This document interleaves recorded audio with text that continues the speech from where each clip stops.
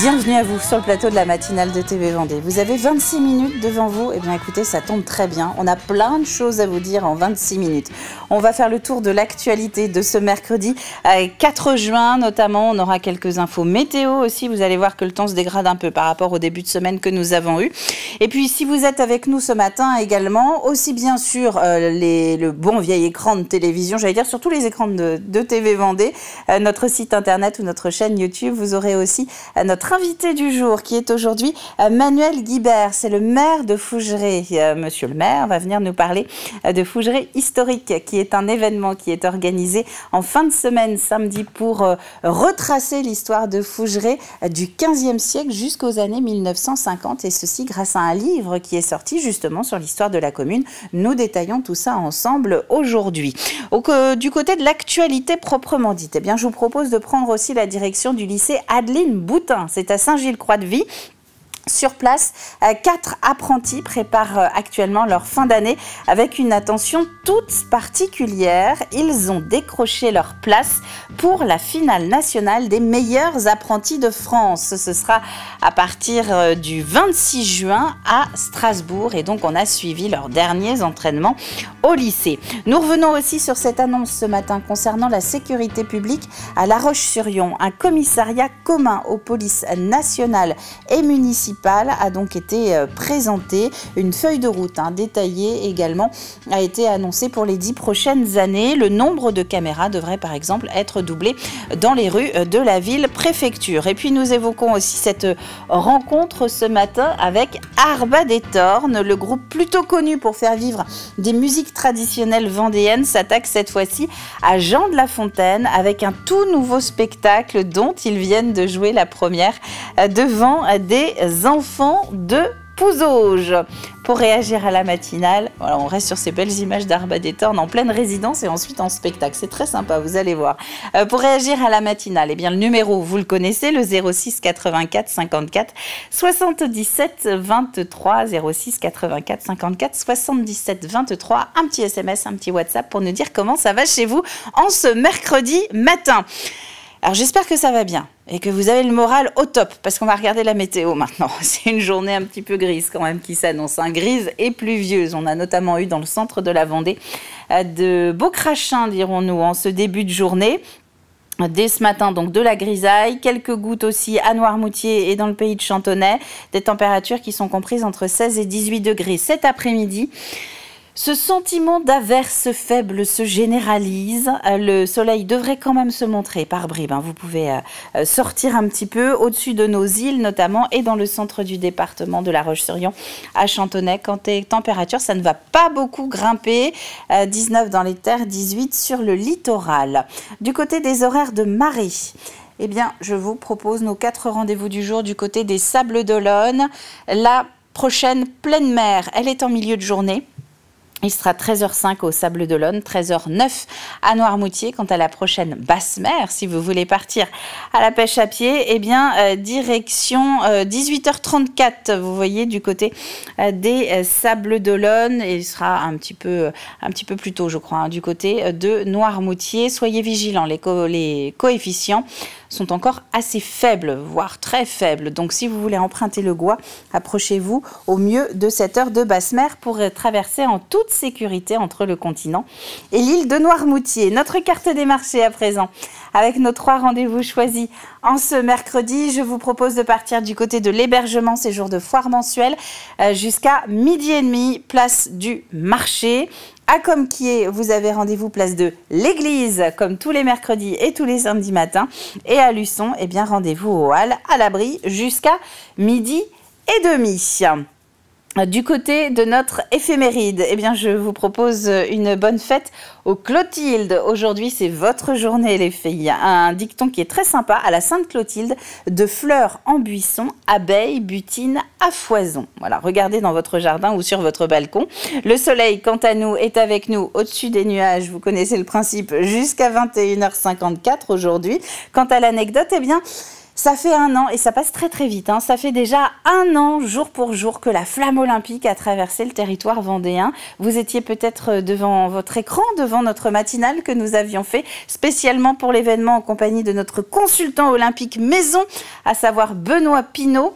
Une flamme qui a traversé, donc qui était arrivée par le Gois. Il était 8h, 8h30, qui ensuite est parti à Fontenay-le-Comte pour remonter vers le Puy du Fou. On a eu Montaigu, La Roche-sur-Yon, la Pointe d'Arcet de mémoire, et un beau final au Sableux d'Olonne. Voilà, il faisait très très beau ce jour-là à Fontenay-le-Comte, hein. Donc on se souvient qu'il y a 1 an, jour pour jour, on avait un très beau soleil en Vendée. Voilà ce qu'on pouvait dire pour le petit clin d'œil donc concernant ce 4 juin 2025 pour aujourd'hui. On passe au journal.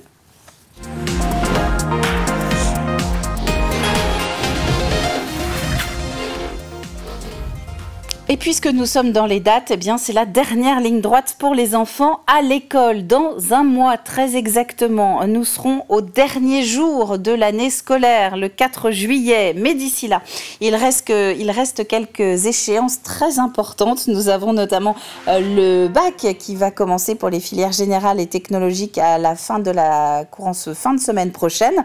Le brevet, lui, ce sera à partir du 26 juin.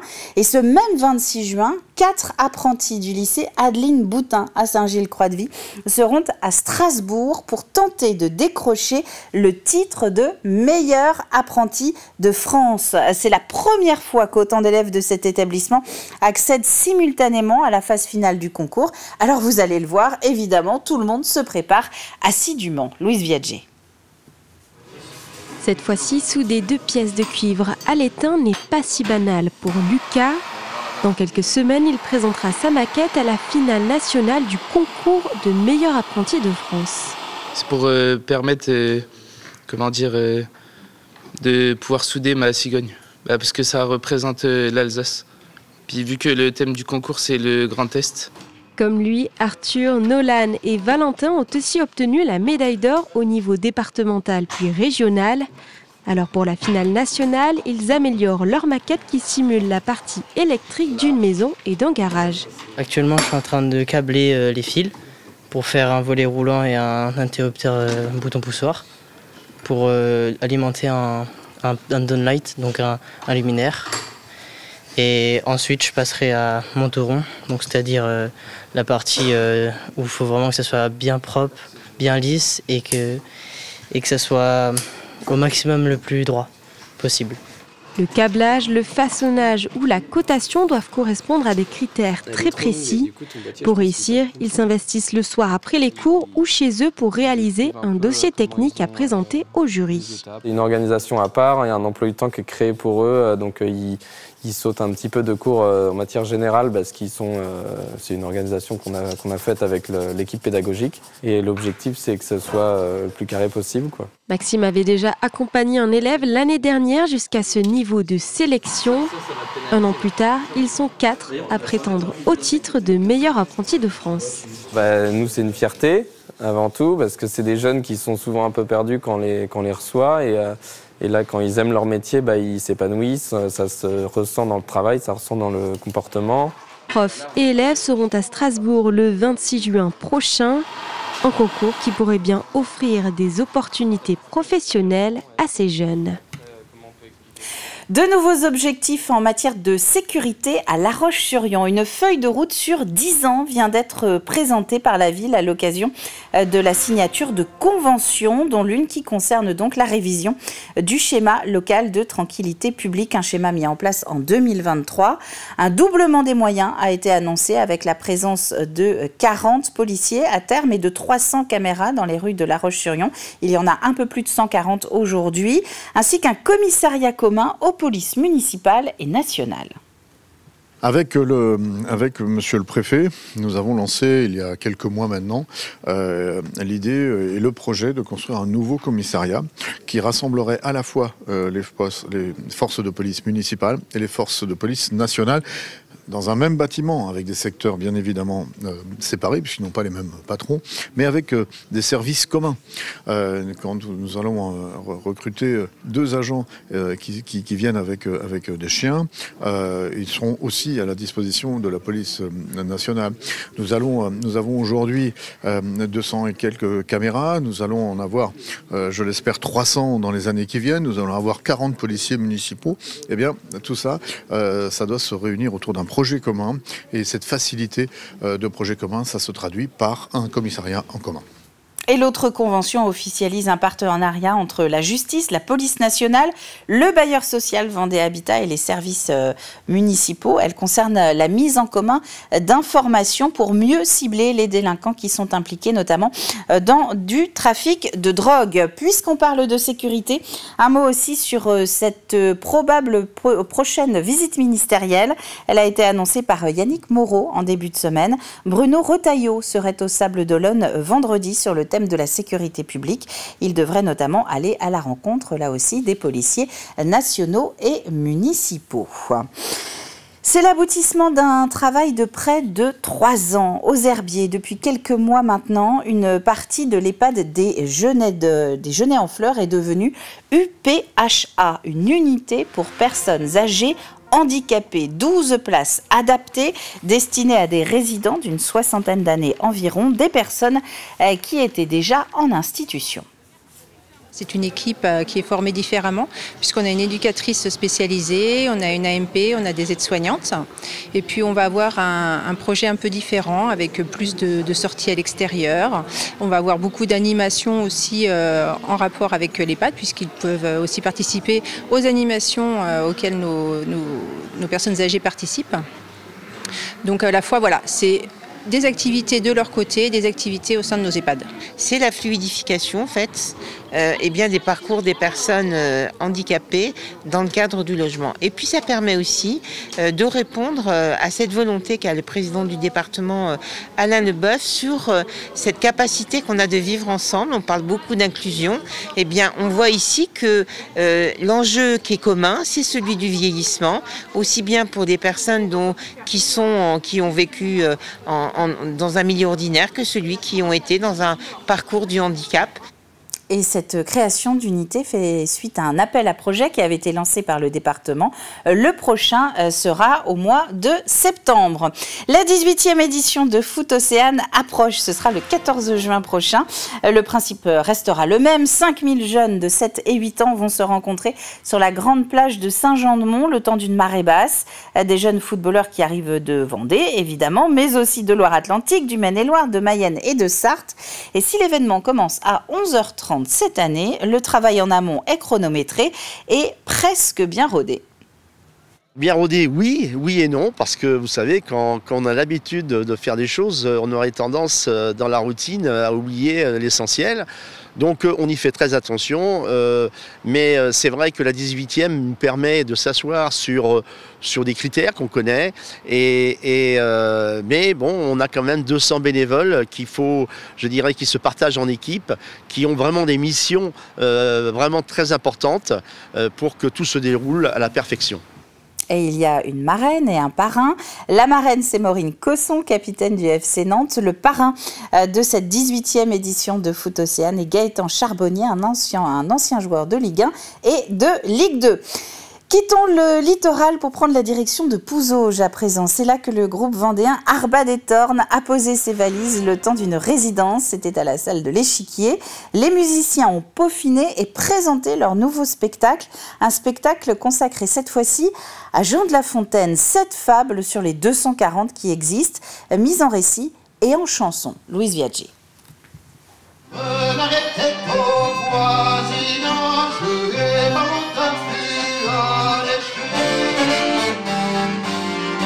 Quand la musique se mêle au conte, les membres d'Arbat des Tornes sont en fusion sur scène. Le groupe joue pour la première fois son spectacle « Les fables, c'est pas moi, c'est Jean ». L'idée, c'est de reprendre des fables de La Fontaine, pas les 240 fables de La Fontaine, mais quelques-unes, Et surtout, ce qui était important dans le propos, c'était de ne pas dire forcément le texte de La Fontaine, mais de raconter l'histoire des fables en question pour les rendre accessibles à un public d'aujourd'hui, avec un vocabulaire d'aujourd'hui, et ne pas avoir l'écueil de la langue du XVIIe siècle. Rendre les fables accessibles passe aussi par le décor, une boîte à chapeau, un buste et un livre de La Fontaine. Christelle a imaginé la mise en scène avec le groupe pendant leur résidence d'1 semaine. Moi, mon travail, ça a vraiment consisté à avoir un fil rouge, à un peu à voir en fonction des personnalités de chacun, qui allait jouer un peu quel rôle. Donc, parce que les 2 musiciens, par exemple, des fois font un peu les trublions sur le spectacle. Finalement, on s'est dit que Maxime, ça allait être le fan absolu de La Fontaine. 9 fables sont abordées durant le spectacle, ponctué de musique. Accordéon, vieille à roue et violon donnent le ton. Elle crée des ambiances par moment, avec vraiment une ambiance musicale peut-être différente en fonction du ton de la fable. Elle peut également incarner un personnage. Il y a une fable où il y a 4 personnages, où on a 4 petites musiques, un petit peu à la façon de Pierre et le Loup, dans un imaginaire lointain. Voilà, on a voulu le jouer cette période baroque à nos jours, avec une musique un peu plus actuelle. Voilà, la cigale et la fourmi qui part un petit peu plus au Brésil, mais une musique beaucoup plus dansante. Voilà. Les fables C'est pas moi, c'est Jean s'adressent à tout public à partir de 8 ans. Arbat des Tornes espère jouer son spectacle en tournée d'ici l'année prochaine. Et terminons avec ce festival qui est prévu en fin de semaine prochaine. La 2e édition du Festival du Livre et des Arts, c'est au musée Charles Mille-Sandeau. Nous sommes à Soulan, un rendez-vous en plein air dans les jardins du musée. Le voyage sera le thème de cette année avec la marraine de cette édition qui n'est autre que l'autrice franco-libanaise Noa Baz. C'est un univers culturel pour rendre hommage déjà à Charles Mille-Sandeau, le peintre local qui est né ici dans ce lieu, dans cette maison. Donc il nous a semblé qu'on avait un cadre vraiment exceptionnel avec ce musée, avec des tableaux également de très très grande valeur. Donc c'est pour ça qu'on a eu l'idée de créer ce salon qui mettait en avant le peintre, l'univers de ce peintre, en faisant un festival, un événement culturel annuel qui réunissent à la fois des écrivains et des artistes peintres. Marie-France Berthaud, elle-même autrice culinaire bien connue des Vendéens. 2 mots sur la météo de ce début de journée. Eh bien, préparez-vous à avoir peut-être quelques pluies au-dessus de votre tête au cours des prochaines heures. Voilà, c'est un temps très nuageux et par endroits avec quelques averses. Température de ce matin entre 16 et 18 degrés. Passons à la suite de cette matinale. On va tout de suite retrouver notre plus de l'info et on va parler sport.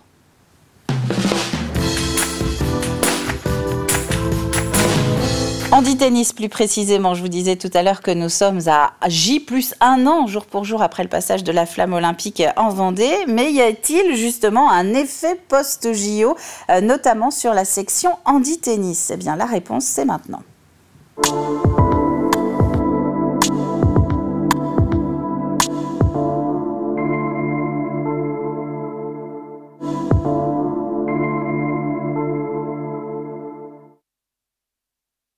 C'est l'engouement des Jeux Olympiques para. J'y mettrai un petit bémol. Voilà. Maintenant, c'est comme tout, il faut le développer. Il faut avoir aussi des aides. Et quand on voit qu'aujourd'hui, les aides, et là je vais prendre les aides de la région par exemple, où on ne finance plus, on n'aide plus les événements, que ce soit handisport, et les événements culturels, franchement, voilà, donc l'effet paralympique, voilà, j'y mettrais quand même un gros bémol, quoi.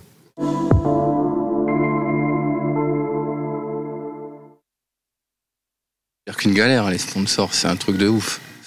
Ça fait un petit moment que j'ai fait des démarches, que ça soit des sponsors au niveau tennis ou même autres, et très compliqué d'en trouver. C'est ce que je disais une fois.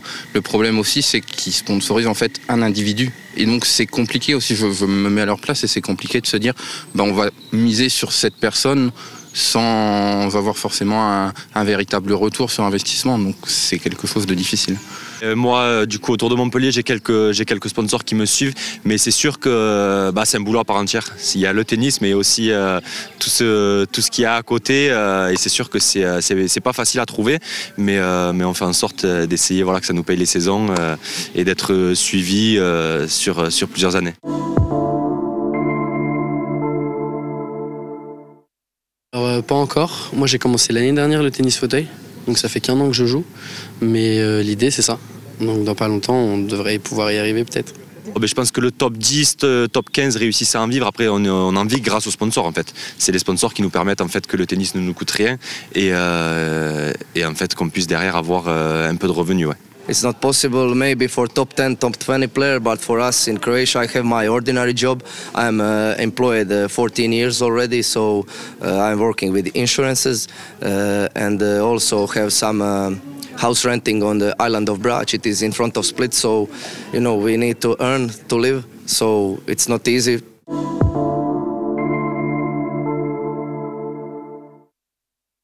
Les Jeux paralympiques ont bien aidé à servir la cause du handisport en général, donc il n'y a pas de raison qu'il n'y ait pas d'effet entre guillemets JO encore qui perdure dans les années à venir. Au contraire, c'était une rampe de lancement les JO donc pour le handisport en France. Oui, ça devrait progresser, mais pour le moment, on attend.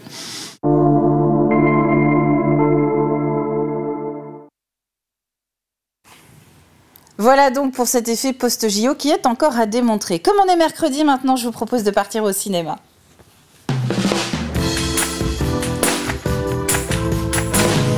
Avec un événement exceptionnel cette fois-ci. Nous fêtons, alors qui dit été, dit plage, dit baignade, dit qu'il est temps de revoir les Dents de la Mer. Ça tombe très bien. Universal propose cette année de fêter en grande pompe les 50 ans de la sortie du film Les Dents de la Mer. Oui, déjà 50 ans en France. Et pour cela, elle a lancé un concours, si vous voulez, entre toutes les communes, tous les cinémas de France. Et en finale, nous avions le Grand Rex face au Grand Palace des Sables d'Olonne pour accueillir cette soirée exceptionnelle. Je vous laisse deviner qui a remporté cette finale. Écoutez.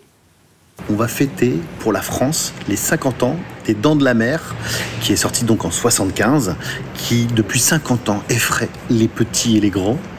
Et pour beaucoup, c'est le plus gros blockbuster, en tout cas c'est le premier blockbuster qui reste le plus authentique film d'horreur et qui aujourd'hui encore terrifie tout le monde. Donc d'être au bord de la mer et de pouvoir préparer ces 50 ans, nous on est hyper contents.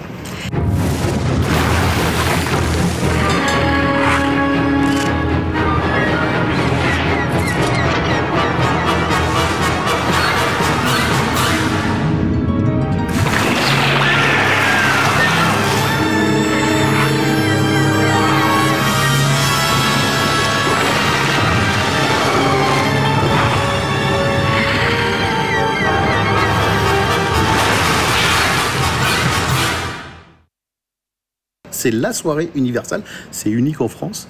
Et donc on est très fiers qu'ils aient choisi les Sables d'Olonne avec le bassin d'Ombré pour le situer.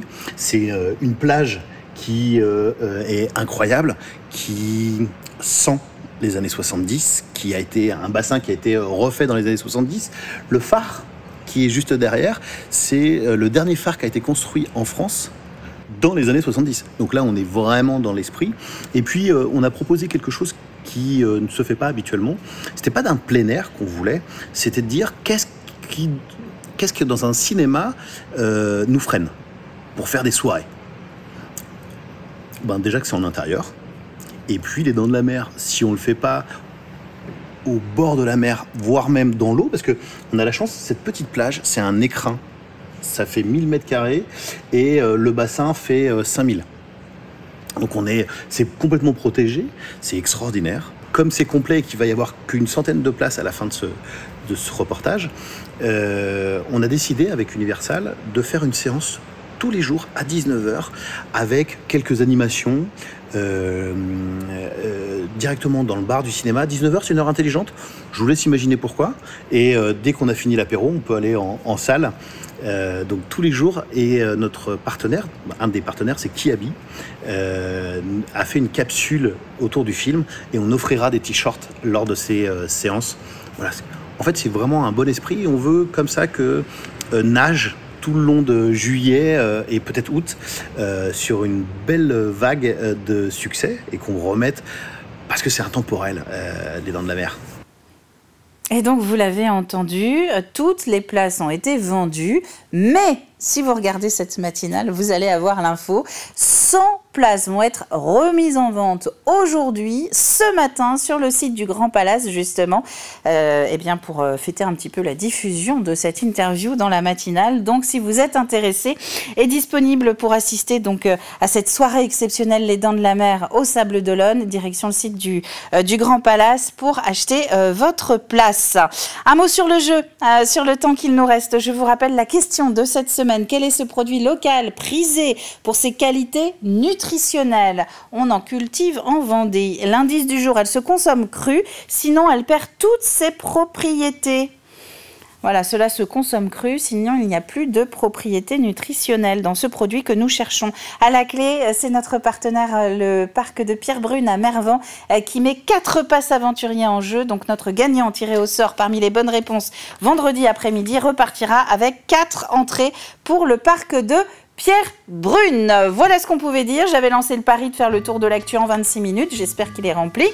Si vous devez vaquer à vos occupations, bonne route, bonne journée à vous. Rendez-vous demain à 7h. Pour les autres, à tout de suite.